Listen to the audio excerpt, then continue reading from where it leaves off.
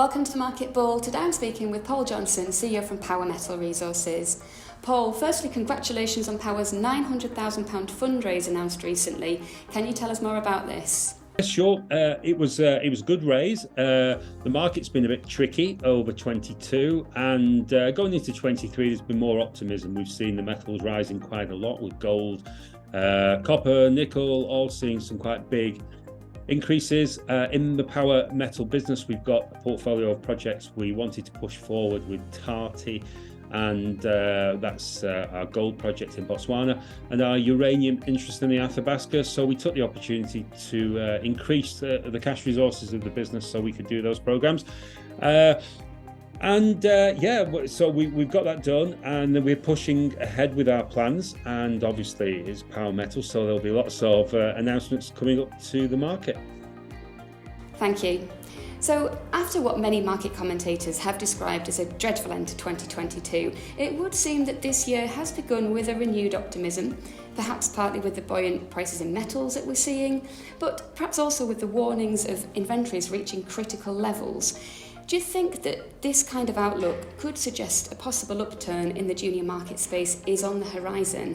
I think so. The dark clouds of late 2022 were a good sign of that. I've been doing this for 15 years now, and I try and stay optimistic at all times, but I get particularly optimistic on my contrarian side when I see, utter misery, low market volumes, no one's really switched on, especially when the facts behind the industry, the metal prices, the metal stocks, the demands being placed on the metals, the new technologies, electric vehicles and the like, that are driving a lot of that demand, and things like the energy crisis, where people are worried about continuity of energy supplies, where the nuclear power generation business is really coming to the fore now, with lots of talk of new power stations and demand for uranium. So yeah, I suppose as an investor and as a person, it makes you pretty miserable, the conditions of 22. But as a contrarian, you have to say we ended the year with a fantastic opportunity in 23. It seems to have delivered so far in terms of the metal price movements. It hasn't quite delivered or got really started on the junior resource stocks, but I think that's coming. Thank you, that's really interesting, Paul. Finally, can we talk about what the most exciting elements of the business are, in your opinion? That is a great question at the moment.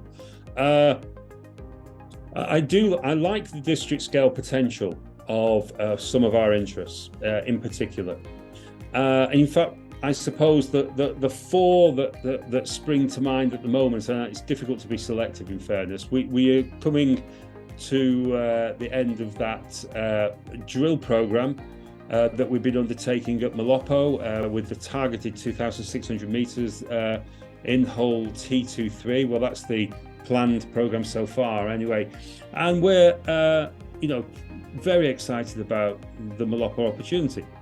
Tati in itself, not quite as big a footprint in terms of license areas as Malopo, but Tati, the gold project, 8 kilometers of gold in soil anomaly, we're really about to test that, which is quite exciting for us. It's the first time this type of work has been done that we know about, and that will really give us a feel for that. A project that delivered up to Bonanza grade gold from the recent drill program.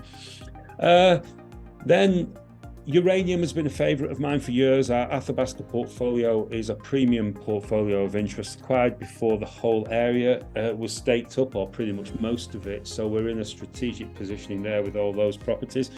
And then secretly, or maybe not so secretly in the background, we're doing that diamond drilling in Australia at the moment, which is really exciting, into the Berenga gold mine extensions, and who knows what that could deliver. So I suppose, if you look at our active exploration program, there's a lot going on. There's a lot of results that will feed out to market. I am particularly keen on our commercial activities, our disposals, our spin-out IPOs, and we're doing a lot of work right now on those as well. Even my beloved Pilot Mountain projects in gold and metal resources is in that planned spin-out, and a huge opportunity there, both in terms of the existing tungsten resource and the potential for scalability. particularly with what's happening in the United States at the moment and the search for homeland security of critical metals. And believe you me, tungsten is seriously getting more critical. So, I could go on forever, couldn't I? I'm sorry about this, but I'm very enthused, very excited about the year ahead. Looking forward to taking our investors on a great journey in 2023. And I want to thank them for their support last year. On the whole, we've had plenty of people criticising, which is absolutely fair and right, and it gives us good feedback. We've had an enormous amount of people telling us, keep going, focus, get the job done, and we're delighted to crack on with that. Thanks, Paul. It's wonderful to hear your enthusiasm and get such a comprehensive update. We'll speak again soon.